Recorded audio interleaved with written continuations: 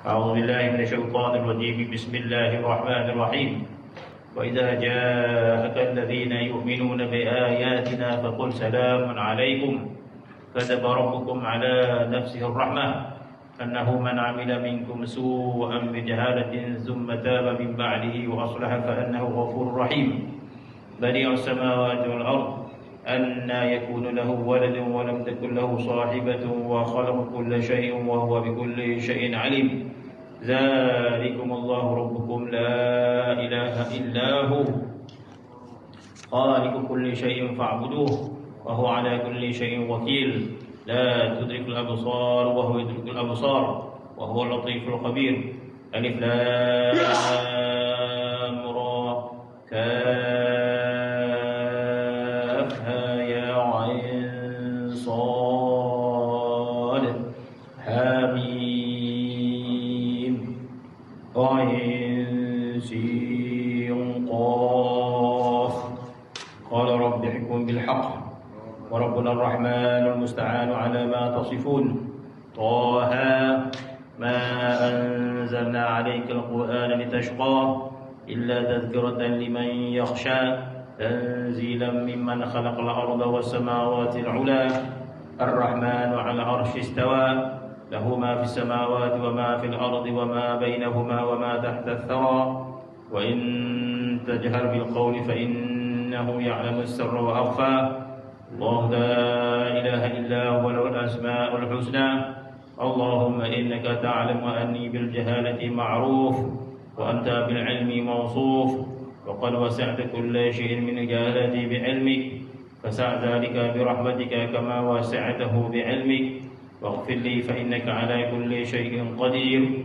يا الله يا مالك يا وهاب هب لنا من نعماك ما علمت لنا به رضاك واكسنا كسوة تقينا بها من الفتن في جميع عطاياك وقدسنا بها عن كل وصف يوجب نقصا مما استأثرت به في علمك عمن سواك. يا الله يا عظيم يا علي يا كبير نسألك الفقر مما سواك والغنى بك حتى لا نشهد إلا إياك والطف بنا فيهما لطفا علمته يصلح لمن والاك واكسنا جلابيب العصمة في الأنفاس واللحظات واجعلنا عبيدا لك في جميع الحالات وعلمنا من لدنك علما نصير به كاملين في المحيا والممات. اللهم أنت الحميد الرب المجيد الفعال لما تريد تعلم فرحنا بماذا ولماذا وعلى ماذا وتعلم حزننا كذلك وقد أوجبت كون ما أردته فينا ومنا ولا نسألك دفع ما تريد ولكن نسألك التأييد بروح من عندك فيما تريد. فما أيت أنبياءك ورسلك وخاصة الصديقين من خلقك إنك على كل شيء قدير. اللهم فاطر السماوات والأرض عالم الغيب والشهادة أنت تحكم بين عبادك فهنيئا لمن عرفك فرضي بقضائك والويل لمن لم يعرفك بل الويل ثم الويل لمن أقر بوحدانيتك ولم يرضى بأحكامك. اللهم إن القوم قد حكمت عليهم بالذل حتى عزوا وحكمت عليهم بالفقد حتى وجدوا فكل عز يمنع دونك فنسألك بدل ذلا تسحبه لطائف رحمتك وكل وجد يحجب عنك فنسألك عوضه فقدا تصحبه أنوار محبتك فإنه قد ظهرت السعادة على من أحببته وظهرت الشقاوة على من غيرك ملكه فهب لنا من مواهب السعداء واعصمنا من موارد الأشقياء. اللهم إنا قد عجزنا عن دفع الضر عن أنفسنا من حيث تعلم بما نعلم فكيف لا نعجز عن ذلك من حيث لا نعلم بما لا نعلم وقد أمرتنا ونهيتنا والمدح والذم ألزمتنا فأخو الصلاح من أصلحته وأخو الفساد من أضللته والسعيد حقا من أغنيته عن السؤال منك والشقي حقا من هرمته مع كثرة السؤال لك فأغننا بفضلك عن سؤالنا منك ولا تحرمنا من رحمتك مع كثرة سؤالنا لك واغفر لنا إنك على كل شيء قدير يا شديد البطش يا جبار يا قهار يا حكيم نعوذ بك من شر ما خلقت ونعوذ بك من ظلمة ما أبدعت ونعوذ بك من كيد النفوس فيما قدرت وأردت ونعوذ بك من شر الحساد على ما أنعمت ونسألك عز الدنيا والآخرة كما سألك نبيك محمد عز الدنيا بالإيمان والمعرفة وعز الآخرة باللقاء والمشاهدة إنك سميع قريب مجيب اللهم إني أقدم إليك بين يدي كل نفس ولمحة وطرفة يطرف بأهل السماوات وأهل الأرض وكل شيء هو في علمك كائن أو قد كان أقدم إليك بين يدي ذلك كله الله لا إله إلا هو الحي القيوم لا تأخذه سنة ولا نوم له ما في السماوات وما في الأرض من ذا الذي يشفع عنده إلا بإذنه يعلم ما بين أيديهم وما خلفهم ولا يحيطون بشيء من علمه إلا بما شاء وسع كرسيه السماوات والأرض ولا يؤود حفظهما وهو العلي العظيم أقسمت عليك ببسط يدك وكرم وجهك ونور عينك وكمال أعينك أن تعطينا خير ما نفذت به مشيئتك وتعلقت به قدرتك وجرى به قلمك وأحاط به علمك واكفنا شر ما هو ضد لذلك وأكمل لنا ديننا وأتمم علينا نعمتك وهب لنا الحكمة البالغة مع الحياة الطيبة والموتة الحسنة وتولي قبض أرواحنا بيدك وحل بيننا وبين غيرك في البرزخ وما قبله وما بعده بنور ذاتك وعظيم قدرتك وجميل فضلك إنك على كل شيء قدير يا الله يا علي يا عظيم يا حليم يا حكيم يا كريم يا سميع يا قريب يا مجيب يا ودود حل بيننا وبين فتنة الدنيا والنساء والغفلة والشهوة وظلم العباد وسوء الخلق واغفر لنا ذنوبنا واقض عنا تبعاتنا واكشف عنا السوء ونجنا من الغم واجعل لنا منه فرجا ومخرجا إنك على كل شيء قدير يا الله يا الله يا الله يا لطيف يا رزاق يا قوي يا عزيز لك مقاليد السماوات والأرض تبسط الرزق لمن تشاء وتقدر فبسط لنا من رزق ما توصلنا به إلى رحمتك ومن رحمتك ما تحول به بيننا وبين نقمك ومن حلمك ما يسعنا به عفوك واختم لنا بالسعادة التي ختمت بها لأوليائك واجعل خير أيامنا وأسعدها يوم لقائك وزحزحنا في الدنيا عن نار الشهوة وأدخلنا بفضلك في ميادين الرحمة واكسنا من نورك جلابيب العصمة واجعل لنا ظهيرا من عقولنا ومهيمنا من أرواحنا ومسخرا من أنفسنا كي نسبحك كثيرا ونذكرك كثيرا إنك كنت بنا بصيرا وهب لنا مشاهدة تصحبها مكالمة وافتح أسماعنا وبصارنا واذكرنا إذا غفلنا عنك بأحسن ما تذكرنا به إذا ذكرناك وارحمنا إذا عصيناك بأتم ما ترحمنا به إذا أطعناك واغفر لنا ذنوبنا ما تقدم منها وما تأخر والطف بنا لطفا يحجبنا عن غيرك ولا يحجبنا عنك فإنك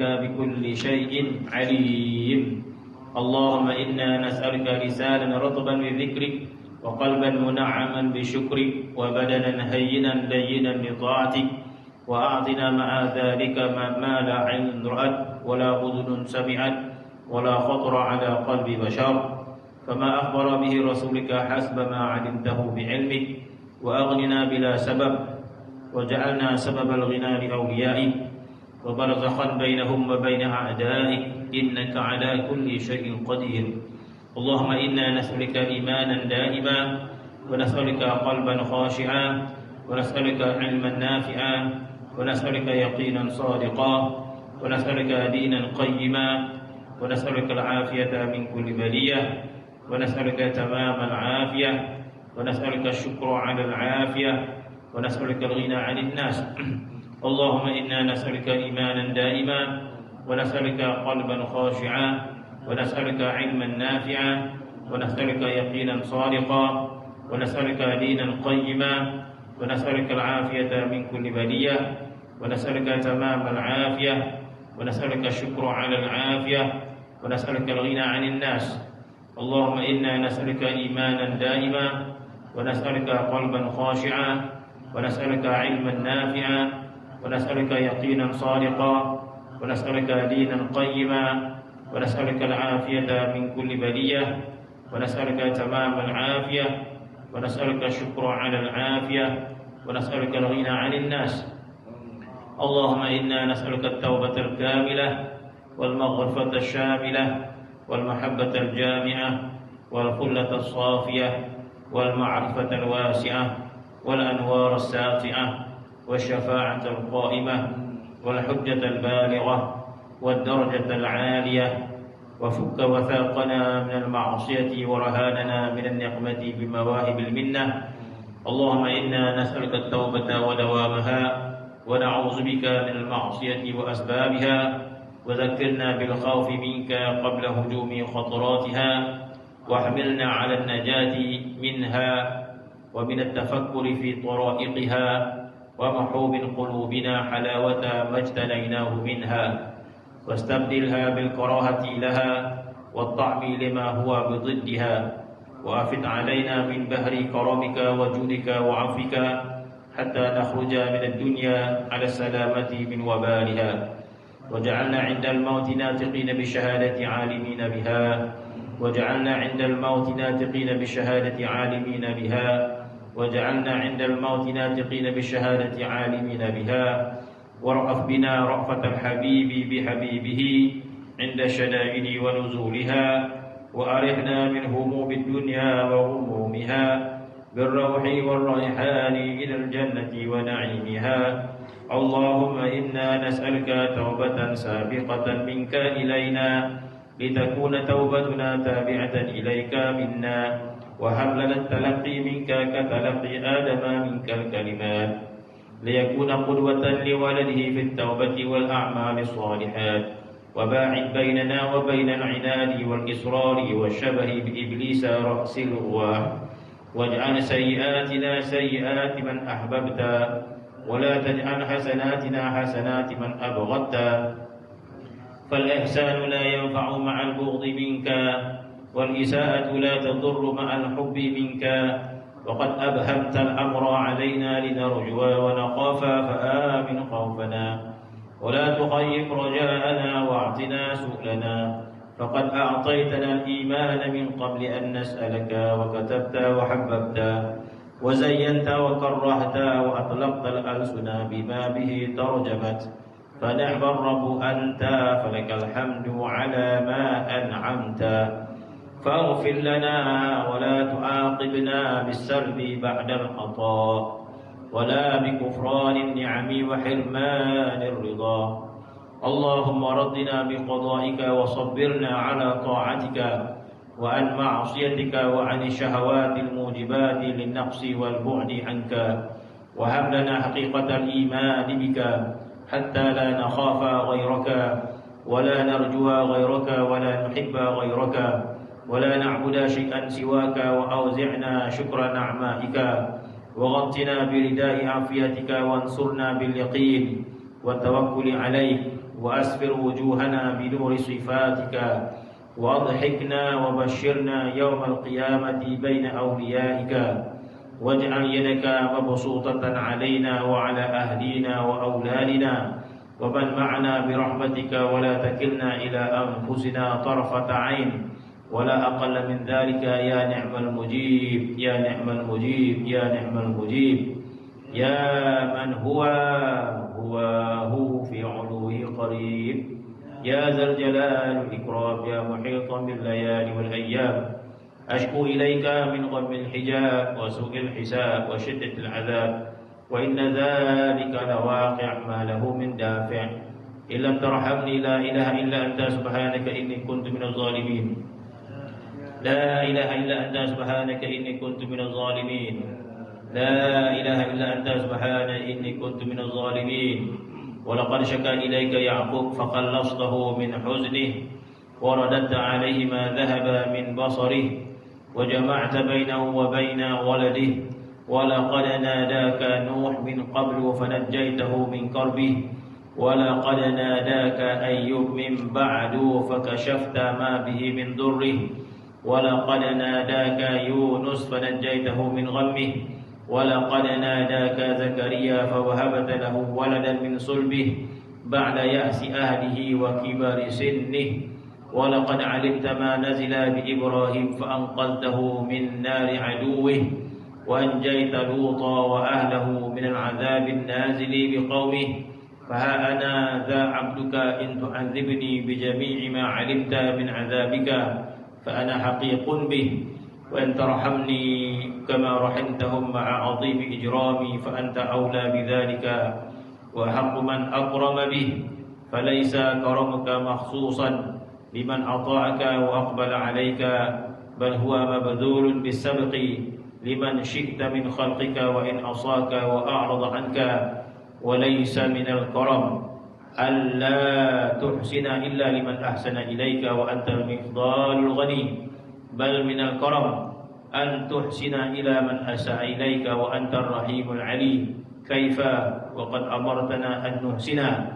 إلى من أساء إلينا فأنت أولى بذلك منا ربنا ظلمنا أنفسنا وإن لم تغفر لنا وترحمنا لنكون من الخاسرين ربنا ظلمنا أنفسنا وإن لم تغفر لنا وترحمنا لنكونن من الخاسرين ربنا ظلمنا أنفسنا وإن لم تغفر لنا وترحمنا لنكون من الخاسرين يا الله يا الله يا الله يا رحمن يا رحيم يا حي يا قيوم يا من هو يا هو إن لم نكن لرحمتك أهلا أن ننالها فرحمتك أهل أن تنالنا يا رباه يا مولاه يا مغيث من عصاه يا رباه يا مولاه يا مغيث من عصاه يا رباه يا مولاه يا مغيث من عصاه أغثنا أغثنا أغثنا يا رب يا كريم ارحمنا يا بر يا رحيم يا من وسع كرسيه السماوات والأرض ولا يؤود حفظهما وهو العلي العظيم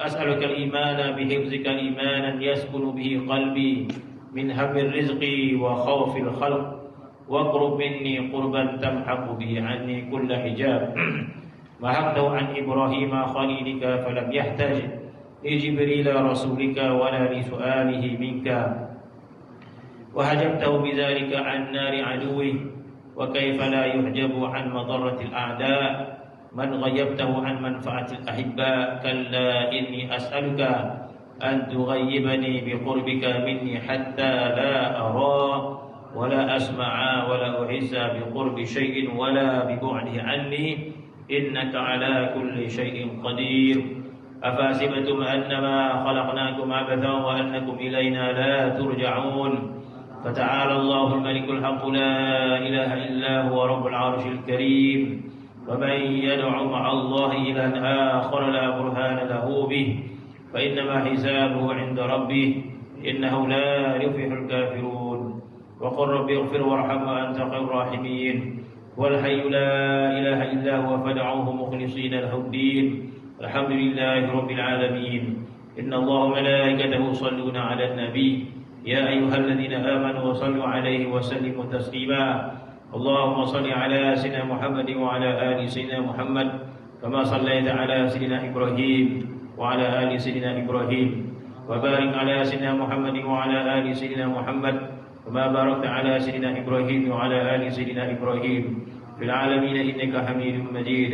اللهم وارض عن سادتنا أبي بكر الصديق وسيدنا عمر وسيدنا عثمان وسيدنا علي، ورضى اللهم عن سيدنا الحسن وسيدنا الحسين وأمهما سيدنا فاطمة الزهراء، وعن أزواج نبيك الطاهرات أمهات المؤمنين، وعن الصحابة أجمعين، وعن التابعين وتابعين بإحسان إلى يوم الدين.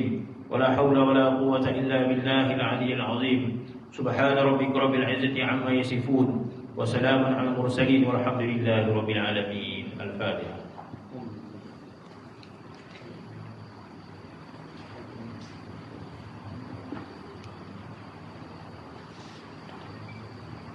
أعوذ بالله من الشيطان الرجيم.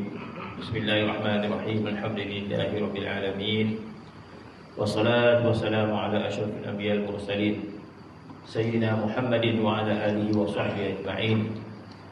رب اشرح لي صدري ويسر أمري واحلل عقدة من لساني يفقهوا قولي. اللهم زدنا علما وفهما وألحقنا بالصالحين آمين يا رب العالمين.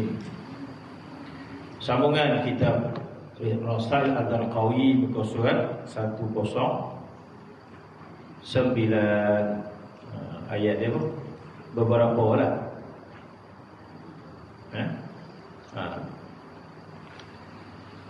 Qala al-muallif rahimahullah wa nafa'ana bi 'urfi darin amin. Katanya,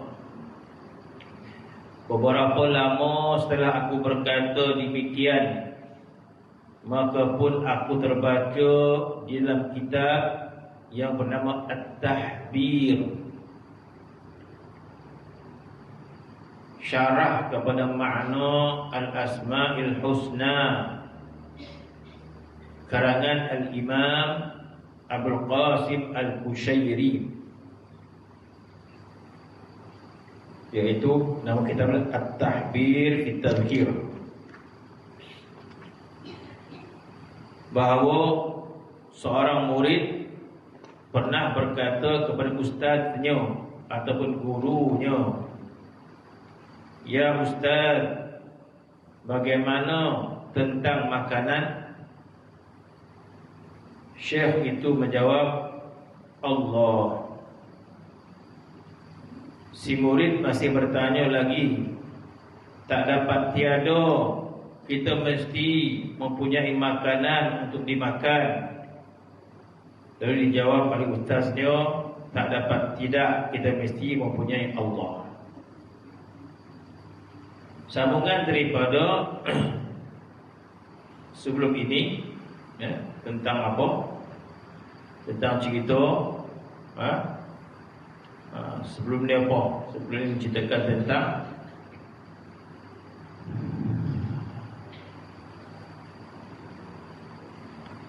yang dikatakan oleh pengarang ini, Maula Darqawi, yang katanya, "Dengarlah apa yang ku hendak katakan kepadamu dengan tidak dapat tiada, dan janganlah melupakannya, jangan memandang enteng, jangan memandang mudah terhadapnya, dan jangan pula mengabaikannya." Apa dia? Iaitu, wahai saudara-saudaraku, selama kira-kira 55 tahun yang lalu, aku telah berkata kepada beberapa banyak saudara kita. Ini perkataan disebut oleh Maula Darqawi, pengarang kitab ini. Apa perkataannya? Perkataannya, "Kullu wahidin minan nas khassathu hawaidu syatta, wa hum fil haqiqati kulluhum ma khassatuhum illa hajatan wahidatan, wa hiya zikrullah ta'ala haqiqatan, fa idza hasala lahum lam yafqidu syai'an qat wa la faqaduhu, wallahu ala ma naqul wakil." Ini Maula Darqawi bila dia bercerita kepada murid dia atau kepada saudara dia, sudah pastilah ketika ini Maula Darqawi telah pun mendapat maqam yang sempurna. selepas ditarbiyah oleh gurunya Sayyidi Syekh Ali Jamal. Jadi ketika mana Maula Darqawi telah pun menjadi insan yang sempurna. Sebagaimana kisah sebelum ini, Maula Darqawi yang berguru dengan guru dia di Fes, Sayyidi Ali Jamal, dia bawa bertempoh. Jadi Maula Darqawi ini duduk di perkampungan Bani Zarwal, jauh pedalaman di Maghribi. Maka dia datang ke kota Fes. Kota Fes adalah kota yang subur dengan ilmu.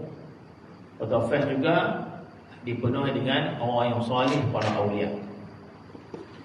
Maka bertemulah Maula Darqawi dengan guru dia Sayyidi Ali Jamal di Fes, guru tarbiyah dia. Maka disebut ketika mana dalam tempoh yang tertentu, maka Maula Darqawi telah menerima pentarbiyahan daripada guru dia, dan dia telah mendapat kefahaman tentang ma'rifat kepada Allah Subhanahu wa taala. Dia telah memahami makna azwaq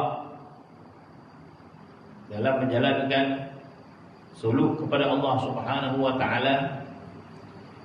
Dia telah mendapat kelazatan, kebahagiaan makna ma'rifat kepada Allah Subhanahu wa taala.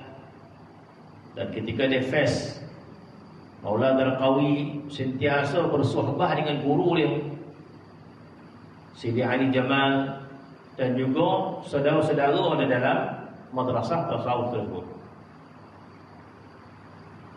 Sehinggalah dalam tempoh tertentu Maula Darqawi penggalan kitab ini, Maula Darqawi yang kita nisbahkan nama madrasah ini kepada Asyadzuliyah Darqawiyah. Tidaklah suatu madrasah tarekat itu dinisbahkan nama kepada seseorang kecuali seorang itu punya kedudukan yang khas dalam madrasah. Contoh tarekat Ahmadiyah. Tarekat Ahmadiyah dinisbahkan kepada Sidi Ahmad bin Idris yang menghasilkan tarekat Ahmadiyah. Dan tarekat Ahmadiyah ini Sidi Ahmad bin Idris ada murid dia, ada khalifah dia. Ada murid dia yang terserlah pada kemajuan suluk daripada Allah Subhanahu wa taala. Di antaranya Imam As-Sanusi. Maka disebabkan kemajuan ataupun kesempurnaan tarbiyah Imam Sanusi ini, maka madrasah yang melalui jalan dia maka dinisbahkan dengan nama dia. Maka jadilah tarekat Ahmadiyah Sanusiyah. Ada tarekat Ahmadiyah Al-Mirghaniyah. Maka dinamakan tarekat Al-Mirghani. Sedangkan dia adalah tarekat Ahmadiyah. Maka diberikan detail tarekat Ahmadiyah Al-Mirghaniyah. Jadi bagaimana madrasah itu mengambil nama-nama tertentu itu, disebabkan sesuatu kesempurnaan yang ada pada guru itu. Mana setiap madrasah yang silsilah dia sampai kepada orang-orang yang besar ini satu nikmat. Satu nikmat bagi orang yang faham bahawa dia berada pada madrasah yang silsilahnya sampai kepada para awliya yang hebat-hebat. Bagi orang yang memahami, bukan kita satu nak berbangga tak, ini satu nikmat kebanggaan. Bahkan nisbah kepada madrasah tasawuf itu ini lebih dikatakan lebih manfaat, lebih manfaat yang lebih kita banggakan. Bukan berbangga riak tak, lebih kita rasa beruntung lagi nisbah kepada silsilah ini berbanding kita nisbah silsilah keturunan kita. Kalau keturunan kita hanya kebanggaan duniawi semata-mata. Masya Allah, atuk makin penghulu, ayah makin sultan raja. Mana kebanggaan duniawi, hebatlah. Keturunan raja, darah raja dan sebagainya, darah pembesar-pembesar, sampai ke atuk, sampai makin jadi orang yang hebat duniawi. Mungkin dia boleh berbangga. Orang mungkin boleh berbangga dengan keturunan dia, ayah dia, atuk dia. Maka satu kebanggaan juga yang perlu kita faham bila kita nisbah kepada madrasah tasawuf. Sebab itu bila kita faham, kita sangat menginginkan nisbah tersebut. Sebagaimana orang sangat ingin nisbah kepada keturunan dia. Atuk dia jangan main-main. Ada orang gambar dah, sentiasa dia berbangga dengan keturunan dia. Tak ada apa pun sebenarnya. Tapi disebabkan kasih kepada kasih kepada darah daging itu kasih syahwat yang disebut oleh Allah Subhanahu wa taala, zuyyina nas hubbush syahwat minan nisa wal banin. Kita kasih keturunan dan hak seseorang mengasihi ayah dia, atuk dia, onyang dia, apa kata. Ini silsilah darah daging kita, kita kata. Silsilah darah daging kita. Silsilah darah daging kita, anak kita, isteri kita, adik-beradik kita. Tetapi berapa ramai adik-beradik yang berfikiran tak sama. Yang seorang tu hijau, yang ni merah, ni kuning, ni oranye. Faham kan? Itu oranye. Pada sudut politik lain dia punya geng kan. Tapi adik dia darah. Terkadang orang sanggup berkelahi dengan adik-beradik dia walaupun darah daging, sebab politik lain. Bermaksud politik lebih penting pada adik-beradik kan. Ada orang tahan macam tu. Disebabkan politik, maka tak penting darah. Mana kata satu ketika ada bodoh yang lebih penting bagi manusia daripada darah daging.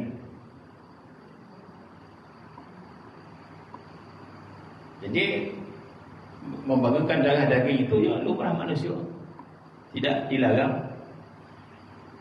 Tetapi ada satu nisbah yang mulia. Kalau di sana ada orang mementingkan sesuatu kumpulan melebihi kaum keluarga, ada orang mementingkan satu kumpulan lebih daripada kaum keluarga, sama ada politik ke, sama ada apa-apa saja. Maka kenapa? Bukan kita nak kata kita meninggalkan keluarga disebabkan tasawuf, tak. Bukan kita nak mengatakan kita meninggalkan keluarga disebabkan tasawuf, tak. Tapi memang patut kita berbangga dengan nisbah tasawuf ini. Apa dalil dia? Apa dalil? Dalil di akhirat nanti, kita tidak diletakkan ikut keluarga.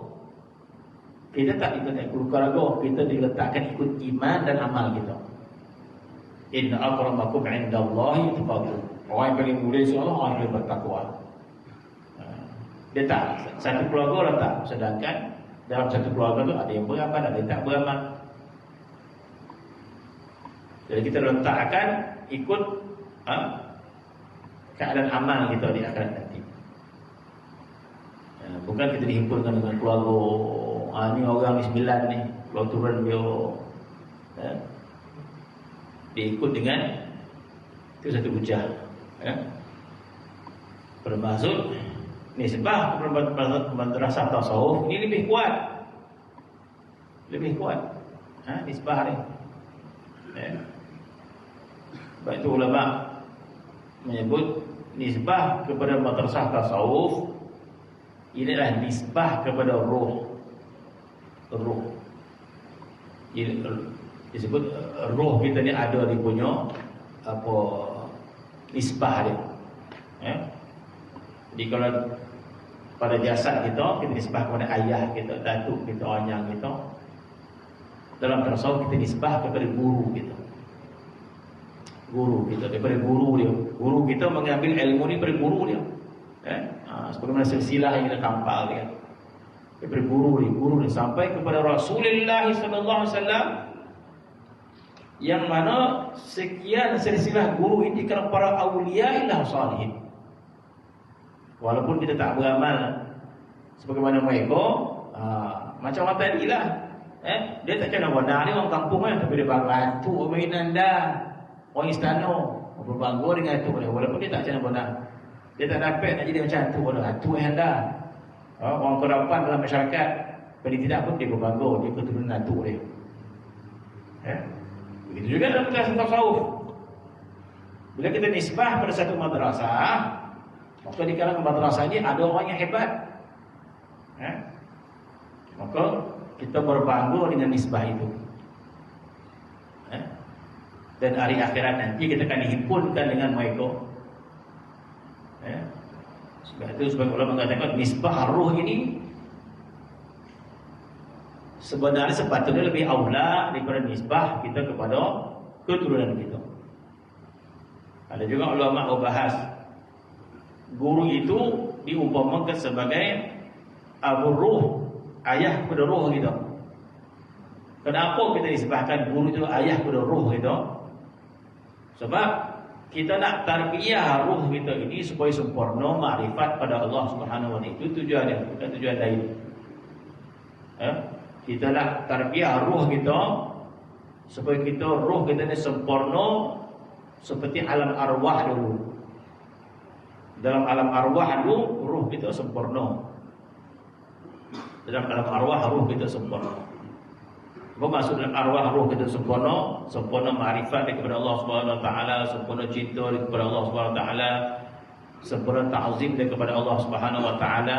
Ruh kita hanya musyahadah pada Allah Subhanahu wa taala. Ruh kita hanya musyahadah pada Allah taala sahaja. Dari Al-Quran, bala syahidna kata ruh. Alastu bi rabbikum, wahai ruh-ruh, bukankah aku Tuhan kamu? Qalu bala. Kata mereka bala. Bahkan mereka menjawab dengan ahwal, bukan sekadar menjawab dengan lisan, dengan lidah. Maksudnya lidah pun tak ada. Ketika itu ruh menjawab dengan ahwalnya. Mereka menjawab mana hal keadaan diri mereka itu yang menjawab. Macam kita mengatakan kita mencintai seseorang. Yang terlebih tepat yang bercakap itu bukan lidah kita, yang bercakap itu ahwal, hal keadaan kita mencintai seseorang. Lidah ni hanya sebagai nak membuktikan sahaja apa yang ada dalam hati kita. Sebab itu kata-kata cinta kepada seorang, walaupun 10 orang menyatakan kalimat yang sama, aku mencintai kamu, aku mencintai kamu, aku mencintai kamu, terus sama tapi hakikat tak sama. Sebab yang menceritakan cinta itu hal keadaan diri dia. 10 orang anak menyatakan kasih kepada mak ayah dia. Kasih mak ayah, kasih mak ayah, kasih mak ayah. Dengan perkataan sama, tapi tak sama makna cinta, kasih dia. Kasih anak kepada mak ayah dia, hal keadaan dirinya itu kasih dia. Semua orang boleh menyatakan kasih, tapi bagaimana hal keadaan cinta dia. Jadi ketika roh mengatakan bala, bahkan ya Allah, yang menceritakan itu hal keadaan roh yang hakiki itu, yang sungguh-sungguh itu. Dia bercakap tidak dusta, tapi bercerita tentang hakikat yang sebenar. Maka bala syahidna. Dan roh ketika itu menyatakan syahidna. Syahidna maksud apa? Syahidna maksud musyahadah. Kami saksikan. Syahidna. Bahkan kami saksikan. Ya Allah, kami saksikan. Apa yang disaksikan oleh roh? Kebesaran Allah, keindahan Allah, kecantikan Allah. Bermaksud roh musyahadah pada Allah SWT. Dan dia mengungkapkan apa yang dia rasa. Dia tak hanya lidah saja. Maka kata roh, qalu bala syahidna. Bahkan ya Allah, kami musyahadah pada engkau. Jadi bermaksud itu roh kita. Dan apabila kita datang ke dunia ini, Roh kita dikotori dengan jasad kita, dengan nafsu kita dan sebagainya. Dan itu disebut kita kembali kepada ke alam roh kita yang asal, yang sempurna musyahadah daripada Allah Subhanahu Wa Taala, yang sempurna ma'rifat daripada Allah Subhanahu Wa Taala. Adapun yang kita di dunia ini bercampur aduk perasaan kita dengan cinta dunia, cinta harta, cinta rumah, cinta duit, cinta baduk. Hati kita ini tidak sempurna musyahadah daripada Allah Subhanahu Wa Taala. Banyak bodoh yang kita nak pedulikan ke dunia ni. Maka Allah Subhanahu Wa Taala jadi kita ke belakang. Bila time nak solat, barulah kita nak bersiap menghadap Allah Subhanahu Wa Taala. Itu pun tidak sempurna menghadap dia. Takkah disebut begitu jauh, begitu jauh roh kita ini meninggalkan Allah Subhanahu Wa Taala. Ataupun kita kata begitu jauh kita meninggalkan alam kita yang asal dulu. Alam kita yang asal itu berada di hadapan Allah Subhanahu Wa Taala. Sebab itu Imam Junaid Al-Baghdadi, bila dia merasai ma'rifat kepada Allah Subhanahu Wa Taala, ketika mana Imam Junaid Al-Baghdadi dengan murid-murid dia musafir daripada Baghdad, musafir sampai ke Mesir, sampai ke Sinai. Sebenarnya Sinai di Mesir. Maka lalu dia dekat gunung yang pernah Nabi Musa naik munajat kepada Allah Subhanahu Wa Taala, dan sampai dekat gunung yang Nabi Musa berkata-kata dengan Allah Subhanahu Wa Taala, sampai kepada gunung yang Allah Taala tajallikan nur dia kepada bukit yang hancur tersebut. Maka ketika itu Imam Junaid teringatkan suasana Nabi Musa alaihissalam, yang melihat pancaran tajalli Allah Subhanahu Wa Taala itu. Maka Imam Junaid Al-Baghdadi suruh salah anak murid dia pada qasidah. Anak murid pada qasidah, mengalunkan qasidah. Maka menjadi kata lah seorang baca madih. Jadi orang Pasar ni sebenarnya suka baca madih-madih ni. Kenapa suka baca madih ni? Sebenarnya membaca madih-madih ni kepada Allah yang kerinduan kepada Allah, kerinduan kepada Rasulullah, maka ada madih-madih. Macam orang teringat kampung rindu, kampung kan, nyanyilah dah. Nak pulang, tak pulang, dah pulang, tercangang-cangang, nak pulang, tak pulang. Ada jemaah haji nyanyi lagu tu ke Mekah. Dah hampir 10 hari tu ke Mekah. Dah apa? Dah wukuf sudah, semua sudah, nak tunggu flight nak balik ya. Ada lagi seminggu. Ui, rindu mana ke kampung. Masjid Haram tu berapa nak selera mana nak pergi. Kaabah tu saja dah muak mana dah tu. Fikir nak balik ni. Main nyanyi je malam balik tu. Nyanyi lagu sedih mana balik kampung balik. Nyanyi lagu Minang tu ya. Nak pulang, dah pulang, nak pulang. Jangan kacau. Terolak lah kan. Semua pakai dah dari hidup mana pun. Jadi bila orang tu merindu sesuatu, maka menyanyi dia, menambahkan lagi rasa kerinduan tu kan. Orang gila balik kampung, nyanyi lagi balik kampung tadi, lagi berkabar-kabar nak balik. Jadi orang mencintai sesuatu, maka akan datang kata-kata syair, kata-kata pujian untuk menambahkan kelazatan cinta tu. Rasa cinta tu dah ada dah, tapi dilagukan pula, dipuji-puji lagi, maka bertambah lagi mabuk cintanya. Dia sebut awak rindu bona lah balik bismillah ni tuan-tuan, dah lama bona nak balik, buka pula lagu Gori lagi pula rasa. Begitulah orang yang mencintai Allah Subhanahu wa taala, orang yang mencintai Rasulullah sallallahu alaihi wasallam, maka madai-madai ini menambahkan cinta itu sebenarnya. Yang kita yang tak ada rasa-rasa ni, kita nampak-nampak ni sebenarnya. Kita sekarang mendengar, kita sekarang mendengar sadap lagu tu je. Sadap lagu mana tadi tak sadap dah baca kan? Dia bukan sekarang mendengar sadap lagu, dia menghayati makna lagu. Sebab tu orang yang benar-benar mendengar madih ini, dia memahami makna disambut dengan maghna, dengan lagu. Lagu tu menambahkan makna. Macam kita ni, kita tak tahu makna dia. Yang kita tahu sadap pula dengan qasidah ni, kita kata. Sekadar tu saja. La bahasa kita kata tak ada masalah. Macam mana tak faham ni. Tapi sebenarnya orang yang mendengar qasidah lebih memahami makna qasidah disertai dengan lagu qasidah. Itu jelas sekali. Sebab tu kalau kita baca qasidah dalam majlis selawat, makna dia penuh dengan makna ma'rifat kepada Allah Subhanahu wa taala, makna cinta pada Allah Subhanahu wa taala.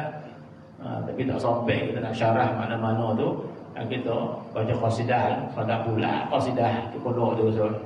Kita sekadar menikmati lagu. Ada para salihin, dia memahami makna-makna kata-kata cinta itu kepada Allah Subhanahu wa taala, menghayati makna-makna kata-kata cinta kepada Rasulullah sallallahu alaihi wasallam. Dan macam tu keadaannya. Bila orang tu cinta, maka ada qasidah untuk menambahkan rasa cinta. Sebab itu penyair-penyair jahiliah dulu dicela. Penyair-penyair jahiliah dicela sebab mereka itu memuja wanita, maka syair dia memuja wanita.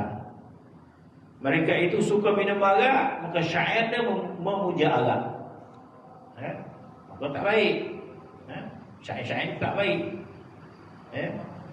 Tetapi apabila Allah itu mencintai Allah Subhanahu wa taala, maka datang syair-syair memuji Allah, maka menambah baikkan lagi keadaan seseorang itu.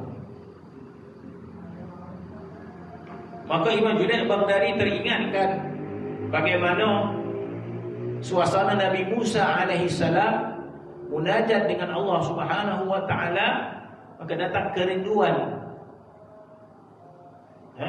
Teringat keadaan Nabi Musa alaihi salam, maka dia suruh seorang murid dia baca qasidah sikit. Maka murid dia pandai mencari baik-baik qasidah yang menceritakan suasana Nabi Musa alaihi salam munajat kepada Allah Subhanahu wa taala.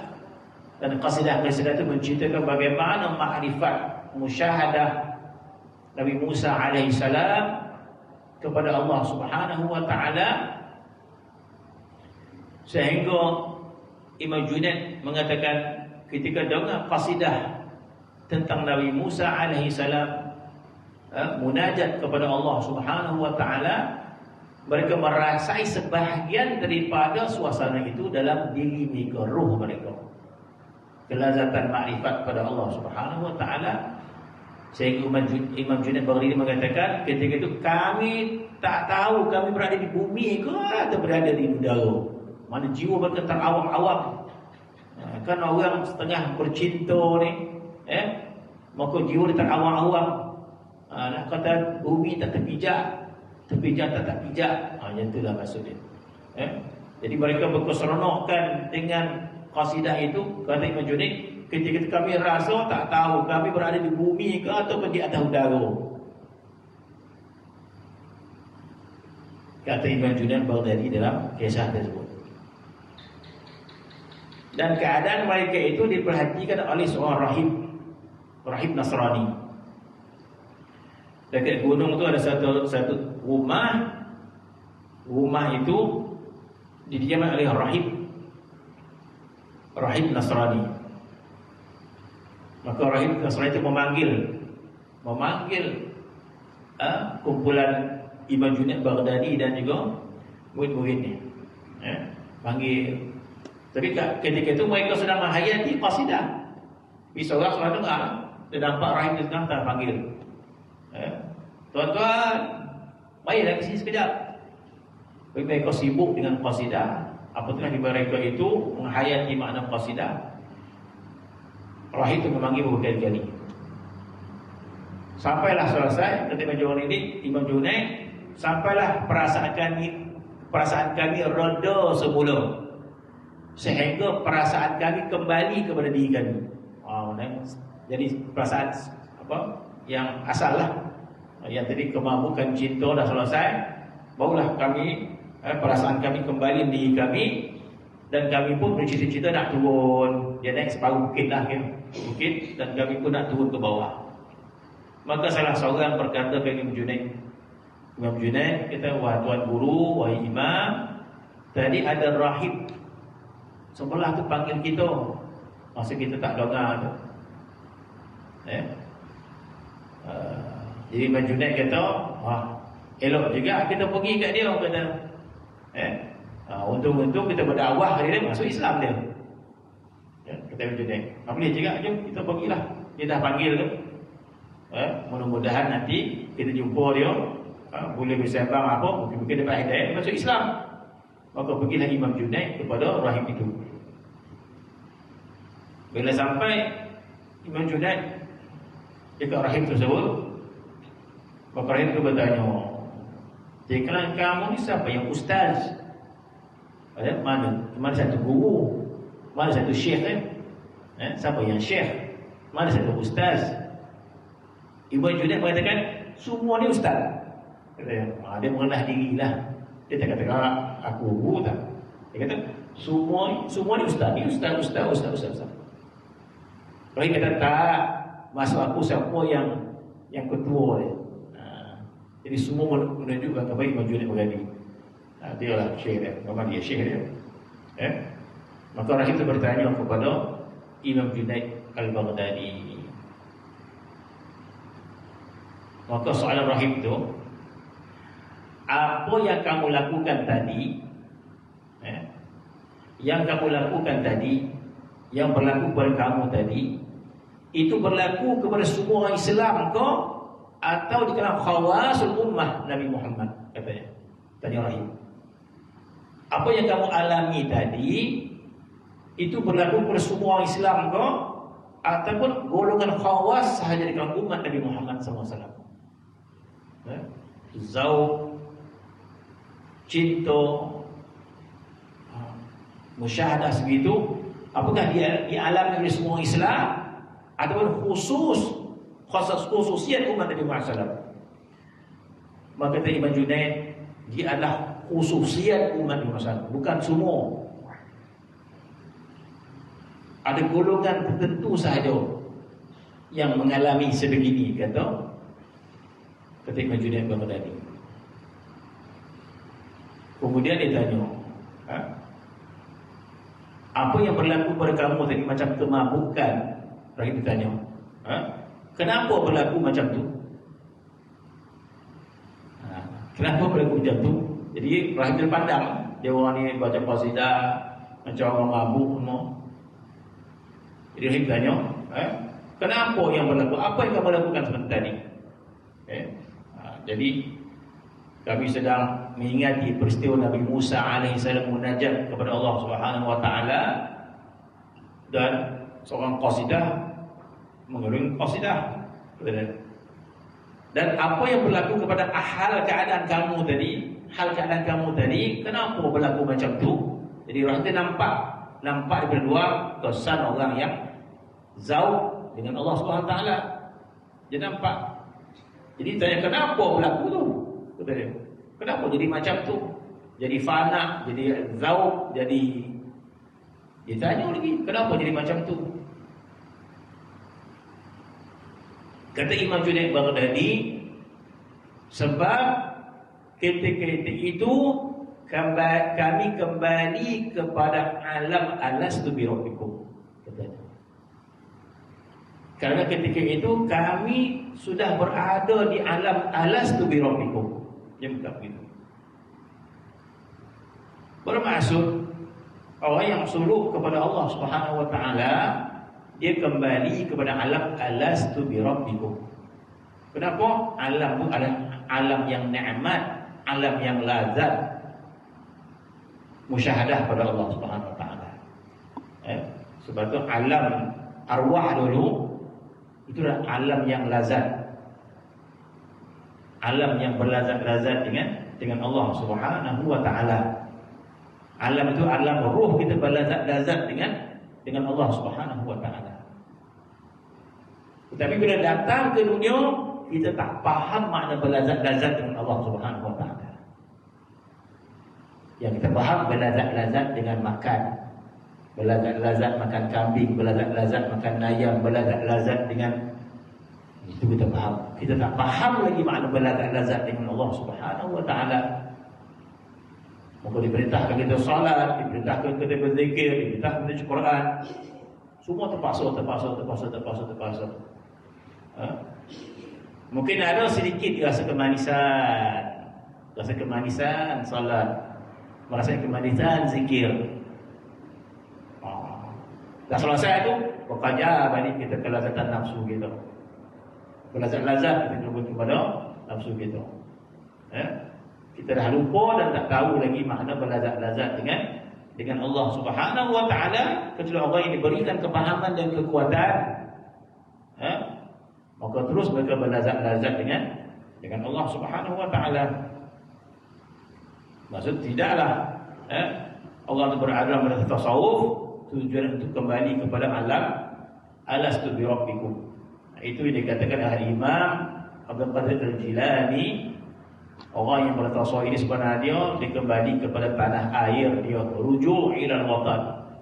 Ada satu kitab dia tulis, orang yang bertasawuf ini sebenarnya dia nak kembali kepada tanah air dia. Jadi kita sebut dulu bahawa kita ini kembali kepada tanah air kita, dua tanah air kita yang kita nak kembali. Percaya tak percaya, sadar tak sadar, itulah dia. Kita kembali kepada dua tanah air kita.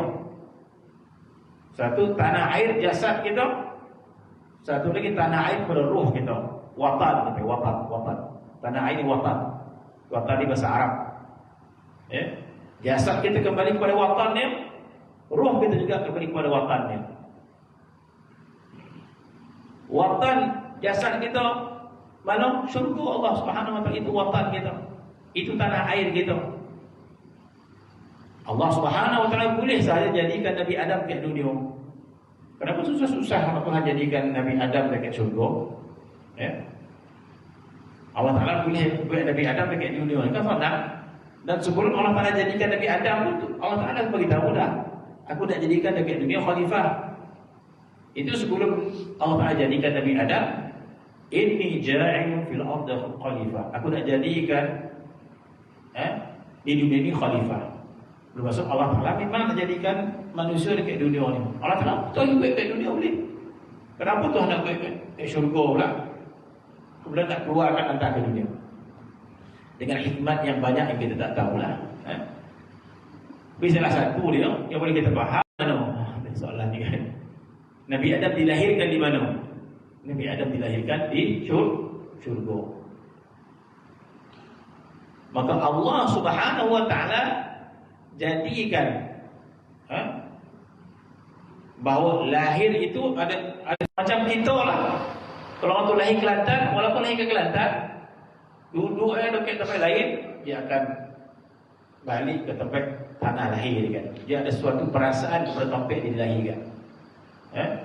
Dia mau puasa dia lahir dekat Negeri Sembilan, dia lahir kat Jombol. Pacak lepas tu lebih keluar. Tapi dia akan rasa tempat lahir dia. Di sesuatu yang Allah tak jadikan tabi'i. Allah tak jadikan tabi'i, tapi kejadian tempat lahir itu ada sesuatu. Ada sesuatu lah dalam hati kita ni. Jadi tempat lahir kita ke mana? Tempat lahir kita dekat Sarawak ada sesuatu. Ada ikatan. Hati kita ada ikatan dengan tempat lahir kita. Apa kita katakan ikatan? Ada ikatan perasaan kepada tempat lahir kita. Kita punya perasaan terhadap tempat lahir kita. Perasaan cinta kepada tempat lahir kita. Allah Ta'ala jadikan tabi'i manusia, dia ada rasa cinta tempat lahir. Jadi Nabi Adam alaihissalam dilahirkan di syurga.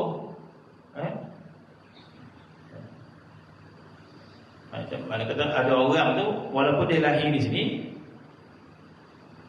ada orang tu dia terikat dengan keturunan, dia tak lahir dekat bapaknya, dia lahir ke Negeri Sembilan, tapi asal atu onyang kat Semarang kan. Ada kan? Oh, kuasa dia orang Minang maknanya. Jadi ada juga perasaan kita tu. Kok sampai situ kan? Kat mana asal onyang lagi? Ada. Kat Pagaruyung kan? Onyangnya situ. Jadi kita ada ikatan perasaan kita kepada asal keturunan. Maka keturunan orang itu akhirnya berasal dari Nabi Adam alaihissalam. Maka Nabi Adam alaihissalam berasal dari syurga. Bermaksud kita ada satu ikatan dengan syurga Allah Subhanahu wa taala. Sebab itu dalam kitab tersebut, apabila manusia masuk syurga nanti, ada satu perasaan. Perasaan apa? Perasaan balik kampung. Lebih lagi kalau orang Jompol ni balik ke Jompol. Oh, lama tu, sinilah dia main baginda. Kan? Dia main kecil ke Jompol ni, apa dia pergi keluar, tiba-tiba dia balik Jompol ni, menitik air mata kan? Ada satu perasaan. Oi, kampung dia. Maka kata ulama, ketika mana orang masuk syurga nanti, dia akan terasa insya-Allah inilah kampung yang sebenarnya. Bukan Jompol lah. Jompol ini kita kata imigran lah. Ada lagi asal gitu. Oh, asal nyang itu ke seorang maksudnya. Tak, ada lagi yang asal dia. Nyang lagi dia pada hukum wajah tu. Tak, ada lagi asalnya. Asalnya syurga Allah Subhanahu wa taala. Sehingga disebut dalam kitab, kita ke masuk syurga itu, kita rasa ya Allah, inilah kampung kita sebenarnya yang dah lama kita tinggalkan. Jadi satu nikmat yang Allah Taala bagi, nikmat syurga itu bukan sekadar syurga tu cantik. Macam orang pergi Jepun tu ni cantik pada Malaysia ni, tapi lazat tak kita pergi Jepun? Tak lazat dah. Bukan topik kita. Hujan nomeh negeri orang, hujan batu negeri kita. Baik hujan nomeh negeri orang. Tak saja itu. Dia patah kata hujan nomeh negeri orang, hujan batu negeri kita. Baik lagi hujan batu negeri kita. Jadi pepatah tu Nabi maksud apa? Maksud ada satu nilai yang orang tak faham. Hujan nomeh negeri orang, hujan batu negeri kita. Kita pilih hujan batu. Orang tak faham dia boleh dia. Tapi kita tetap pilih sebab apa? Ada satu kelazatan. Kampung kita ada satu kelazatan yang dimiliki oleh Allah SWT. Walaupun tak cantik, walaupun Jepun tu cantik negara tapi tak seronok kita. Tetap kita nak balik kampung kita. Jadi kembali kepada kampung ni ada satu kelazatan. Jadi kalau syurga itu tempat yang asing, kita rasa kampung kita ni Jompol ya. Bermaksud bila kita masuk syurga, rindu kita ke Jompol ni. Allah, rindu pula Jompol jadi tak pernah sabar. Sebab itu dikatakan bila kita masuk ke syurga, kita akan rasa inilah kampung kita yang asal yang dah lama kita tinggalkan. Satu. Dan sebut dalam kitab, bila kita masuk syurga, penghuni syurga itu menyambut kita seperti lama dah kita tinggalkan dia orang. Kita masuk syurga, disambut dengan bidadari, disambut dengan khadam. Bukan rangkaian menyambut orang yang baru nampak, tak. Disebut disambut seperti orang yang dah lama kita tinggalkan dan kita jumpa balik. Bermaksud apa? Bermaksud tanah air jasad kita adalah syurga Allah Subhanahu wa taala. Kita ke arah situ.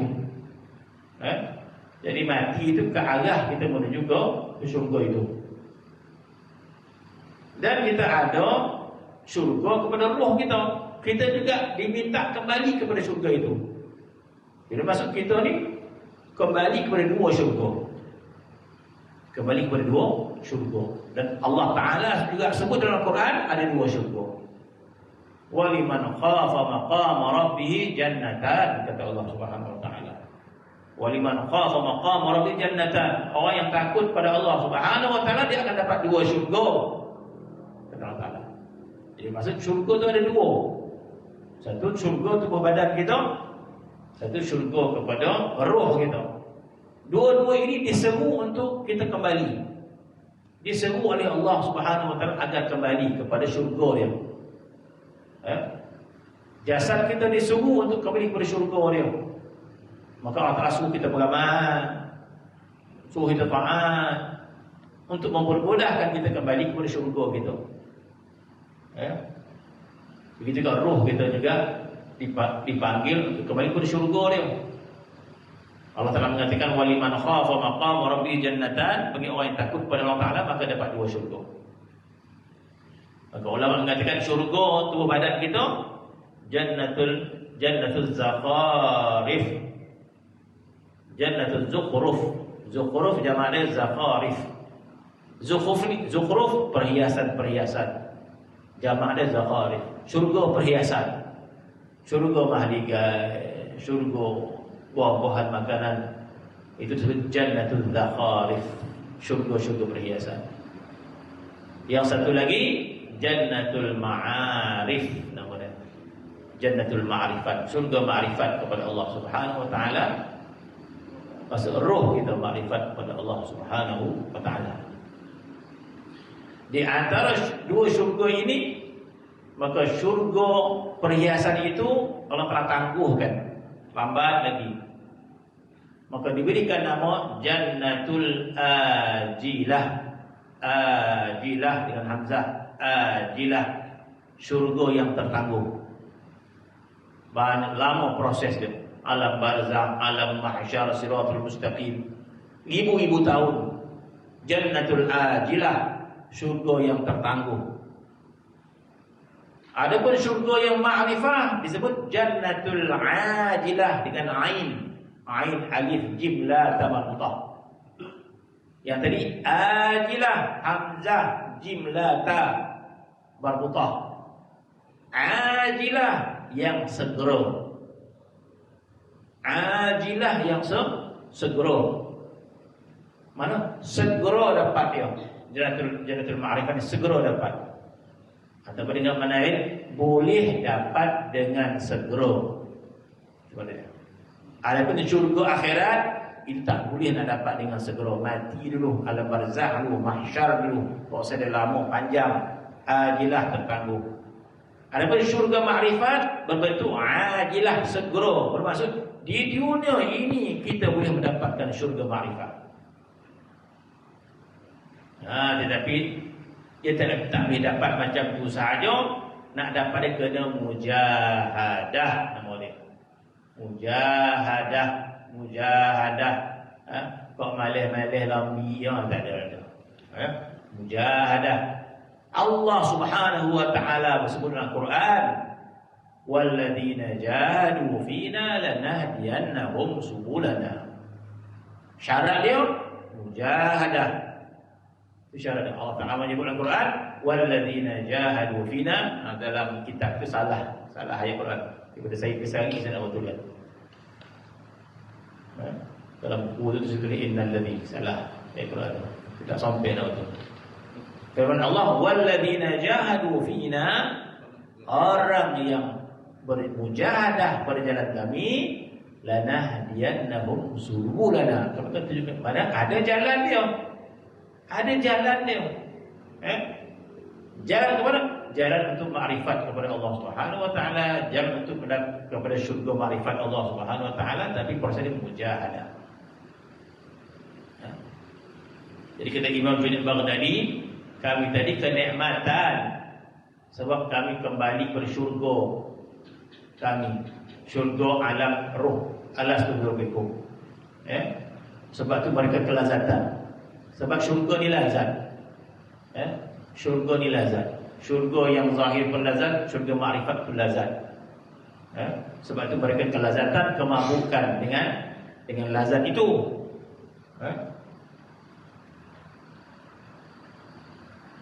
Jadi Al-Imam Maulad Al-Qawi mendapat tarbiyah dari guru Sidi Ali Jamal. Maka ketika dia nak balik kampung dia, jadi tuan guru kata dah boleh balik dah lama dah belajar, boleh balik dah. Ya. Maka kata Maulana Al-Qawi beri guru dia, tuan guru dia kata, ketika mana aku berada di fest ini, dia kata, aku sentiasa bergaul dengan ahli-ahli tasawuf di sini. Aku bergaul dengan guru, aku bergaul dengan sahabat-sahabat yang sealiran, dan sentiasa kalam dia kalam ma'rifat pada Allah Subhanahu wa taala. Sentiasa kalam dia kalam mahabbah pada Allah Subhanahu wa taala. Kalam dia kalam mahabbah pada Rasulullah sallallahu alaihi wasallam. Nanti kalau aku balik kampung, aku nak bercakap dengan siapa? Kata. Orang kampung tu cakap kita gotah kan. Ada tak ada gotah kat Maghribi dah. Balik kampung buat dah orang cerita dia mengetik. Jadi aku nak cakap dengan siapa ni? Dengan siapa aku nak bergaul? Maka guru dia kata, lahirkan, dia kata. Engkau lahirkan. Beranaklah, kata dia. Guru dia kata. Engkau beranaklah, kata guru dia.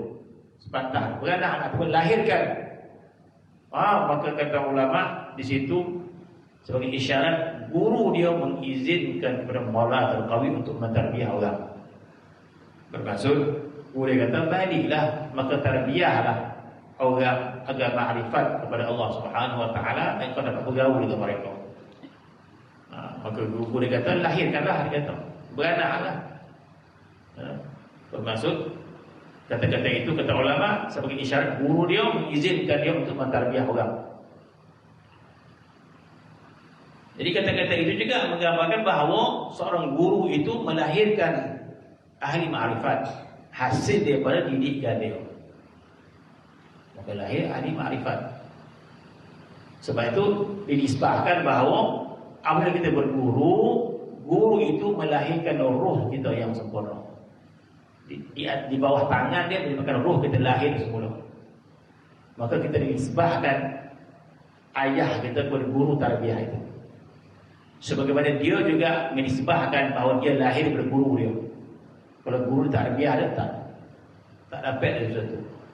Begitulah guru kita lahir daripada gurunya sampai kepada Rasulullah sallallahu alaihi wasallam. Sebab itu ulama mengatakan Nabi itu abur ruh. Nabi itu ayah kepada ruh. Sebab ruh kita nisbah kepada guru kita yang melahirkan ruh kita. Maka nisbah kepada guru sebelum dia sampai kepada Rasulullah sallallahu alaihi wasallam. Sebab itu dikatakan Nabi Muhammad itu abur ruh. Dan Nabi Adam itu abul jasad. Nabi Adam itu ayah pada jasad kita. Sebab kita lahir pada ayah kita, ayah pada anyang kita, sampai Nabi Adam alaihissalam. Itu nisbah jasad kita. Di antara ruh dengan jasad, mana lebih mulia? Mana lebih mulia? Allah Subhanahu wa taala memuliakan ruh kita lebih pada jasad kita. Allah Taala memuliakan ruh kita lebih pada jasad. Bukti dia, jasad kita Tuhan hancurkan, ruh Tuhan tidak hancurkan. Selepas Allah Taala cipta ruh kita, maka ruh kita Tuhan tak hancurkan. Ruh tetap ada. Walaupun kita dah meninggal dunia, ruh tetap ada. Ya. Adapun jasad kita, maka Tuhan hancurkan dia, binasa dia, busuk dia, hancur dia. Betul. Kepada Allah Taala muliakan roh, jangan Allah Taala izinkan roh untuk kembali ke syurga dia di dunia lagi. Allah Taala tidak izinkan jasad kita kembali ke syurga dia kecuali melalui proses-proses alam barzakh, alam mahsyar, baru boleh nak jumpa syurga dia. Adapun roh kita Allah Taala muliakan, kalau dia nak kembali kepada syurga dia di dunia lagi, Allah Taala izinkan. Tapi dengan mujahadah. Tapi manusia tak faham makna itu. Orang tak ada lah, lalap lah.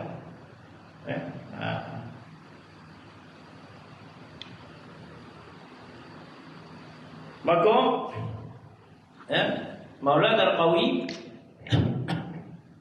menyatakan itu kepada muridnya. Maka dia telah memahami makna-makna hakikat ini. Maka katanya, kullu wahid minan nasi khassathu hawaiju syatta. Kata Maulana Al-Qawi, tiap-tiap seorang manusia mempunyai sebaik mana sahaja hajatnya. Mana khassathu hawaiju. Maksudnya, kata Maulana Al-Qawi, setiap manusia itu dia punyai hajat yang banyak. Hajat dia banyak. Khassathu hawaij syatta, bermaksud manusia itu banyak keinginan dia. Memang banyak keinginan kita. Nak makan, macam-macam lah. Nak berjalan, nak berotor dan sebagainya. Kull wahid minan nasi khassathu hawaij syatta. Setiap manusia itu diberikan hajat yang bermacam. Macam-macam hajat kita. Nak ni. Ya, macam-macam kita nak buat. Wa hum fil haqiqati kulluhum ma qassaduhum ila hajatan wahidah. Tetapi katanya pada hakikatnya mereka tidak perlu berhajat yang banyak-banyak, satu cukup. Pada hakikatnya dia kata ma khassadhum, tidaklah perlu kita khususkan hajat itu illa hajatan wahidah, kecuali satu ya. Tak payah kita risau-risau, bukan tak busuk, tak perlu kita risau nak memenuhi hajat kita macam-macam. Katanya satu hajatnya wahya zikrullah haqiqatan, berzikir kepada Allah Ta'ala betul-betul. Hakikatnya betul-betul katanya. Apa dia? Wahya zikrullah ta'ala haqiqatan, iaitu mengingati Allah betul-betul. Ingat Allah Ta'ala betul-betul, kata dia. Fa'idha hasala lahum, apabila terhasil ingat Allah betul-betul, kata dia, lam yafqidu syai'an, dia tidak akan kehilangan apa-apa. Dunia tak hilang, akhirat tak hilang. Ini kata-kata Maulana Al-Qawi, pengasas madrasah Al-Qawiyah. Dan percaya, dan percaya buat situ. Marahlah. Fa idza hasala lahum, bila terhasil orang itu mengingati Allah Subhanahu wa taala, benar-benar ingat kepada Allah, maka dia tidak kehilangan apa-apa. Lam yafiqidu syai'an qat, dia tidak kehilangan apa-apa, satu pun tak hilang. Walau faqaduhu, walaupun pada zahir dia hilang, rotor tak ada, apa tak ada, pada zahir macam dia kehilangan, dia hanya dapat makna ingat Allah Subhanahu wa taala saja. Walaupun hilang, sebenarnya tak hilang, katanya. Wallahu ala ma naqulu wakil, apa yang katanya aku bertanggungjawab di hadapan Allah Subhanahu wa taala. Itu kata-kata Maulana Al-Qawi. Baru kita maju tajuk tadi malam ni. Apa maksud tajuk? Entah apa sikit ni. Maka katanya, beberapa lama setelah aku berkata demikian itu, maka aku pun terbaca dalam kitab tahbir. Dia bercakap dulu, insya-Allah. Dia bercakap dulu, rupa-rupanya apa yang dia cakap tu termaktub dalam kitab. Hebat kan? Dia cakap dulu, bukan dia tengok kitab dulu bercakap. Dia bercakap dulu makna itu. Tiba-tiba dia baca kitab, ada dalam kitab sana. Hebat kan? Iaitu kitab yang dikarang oleh Imam Al-Qushairi, Tahbir fi Tadhkir, bahawa dia kata seorang murid pernah berkata kepada ustaz ni, ustaz, makan kita macam mana? Makan macam mana? Mungkin ada madrasah kan? Ini makan macam mana ustaz? Makan, baru makan macam mana? Dan habis makanan habis ni. Macam tu lah kan? Maka guru kata, Allah, ingatlah Allah. Ingat Allah. Kalau kata, guru ni berhati orang dah lapar. Guru kata, Allah. Si guru masih bertanya, tak dapat, tidak, kita mesti ada makanan, dia kata. Berhati begini. Anak muda peringatkan lagi, kita mesti ada makanan nak habis tuan. Dia risau tentang makan, tentang sama makan. Lalu jawab itu ustaznya, tak dapat tidak, kita mesti mempunyai Allah. Dia kata. Bermaksud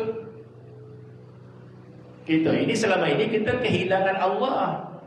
Itu maksudnya. Mana selama ini kita kehilangan Allah, kita tak pernah risau. Tiba-tiba makanan nak hilang, risau.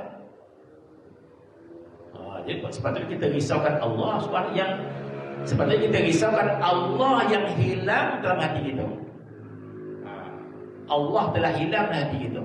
Kebesaran dia, kecintaan dia, kesempurnaan dia hilang dalam hati kita. Sepatutnya ini kita fikirkan.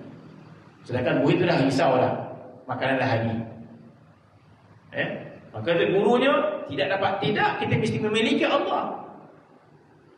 Jadi maksudnya murid-murid ini semua kehilangan Allah Subhanahu wa taala. Tidak mantap cintanya kepada Allah Subhanahu wa taala, tidak kuat ta'alluqnya kepada Allah Subhanahu wa taala, tidak kuat sempurna makrifat kepada Allah Subhanahu wa taala, maksud kehilangan Allah. Jadi dia bicara tentang makanan nak habis. Maka murid dia kata, "Tuan guru tak dapat tidak, kita mesti ada makanan, tuan." Murid jawab, tidak dapat tidak, kita mesti mempunyai Allah Subhanahu wa taala. Kata guru dia. Soalnya saya kata yang tu dulu. Kata guru dia. Tidak dapat tidak, kita mesti punya Allah. Kemudian aku mendapati kalimat ini dalam hikam Ibnu Al-Askandari.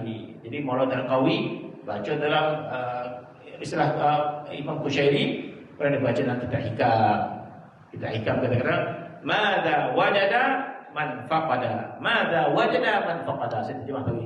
Madza wajada man faqada. Apa yang kita dapat sebenarnya bila kita kehilangan Allah Subhanahu wa taala? Man faqadaka.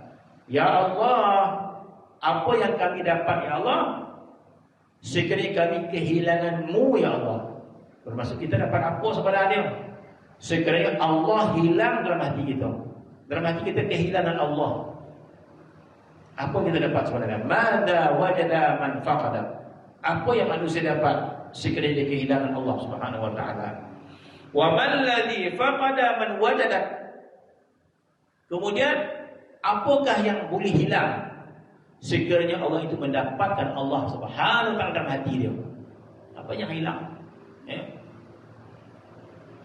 Jadi kalau orang tu dah berada di sisi raja, semua kekayaan milik raja tu.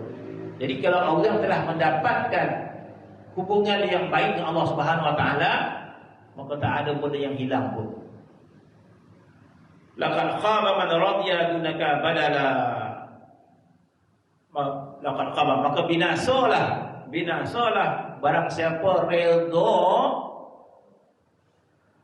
selain daripada Allah menjadi ganti. Laqad khaba ni binasa diri orang. Sekiranya dia redha ada benda yang boleh menggantikan Allah. Apa maksudnya? Binasalah orang yang menggantikan kebahagiaan selain daripada Allah. Bermaksud aku dah selesai. Sebab apa dah bagi dia, sebab waktu ada semua ada, tak payah nak bagi dia nak sembahyang. Tak payah bagi dia kita nak berzikir Allah SWT. Sebab dia rasa dia dah ada waktu, dia dah sehat tu apa? Khaba. Ini adalah orang yang binasa diri dia. Bila dia menggantikan kebahagiaannya selain daripada Allah. Khaba man radiya dunaka badala. Binasalah orang yang redha menggantikan kebahagiaan selain daripada Allah Subhanahu wa taala. Bermaksud sepatutnya kita tidak redha kebahagiaan kecuali dengan Allah. Allah Taala bagi kita harta, seronok. Tapi kita takkan ganti kebahagiaan. Kita ingin bahagianya dengan Allah Subhanahu wa taala. Allah Taala bagi kita kesihatan. Kita bahagia dengan kesihatan kita. Kita nak jadikan sehat kita itu sebagai kebahagiaan. Kita nak jadikan Allah kebahagiaan kita. Kita tak nak ganti yang lain. Bermaksud kalau kita bahagia dengan Allah, biarlah hilang yang lain. Masya Allah. Kita tak nak kebahagiaan kita diganti dengan yang lain. Laqad khasira man bagha anka mutahawwala. Sungguhnya rugi barang siapa mencari sesuatu dan berpaling daripada Engkau ya Allah. Rugi orang yang mencari kebahagiaan dan membelakangkan Allah Subhanahu wa taala. Tidak sudi untuk menghadap kepada Allah, tidak sudi untuk menuju kepada Allah Subhanahu wa taala, maka rugi dia. Maka dia mutahawwala, dia menyimpang ke lain. Maka itu yang disebut oleh Maula Al-Qawi yang bawah terjemahlah. Wallahu ta'ala. Tak dapat tidak sebelah nanti kita sambung. Bismillahirrahmanirrahim. Alhamdulillahirabbil alamin.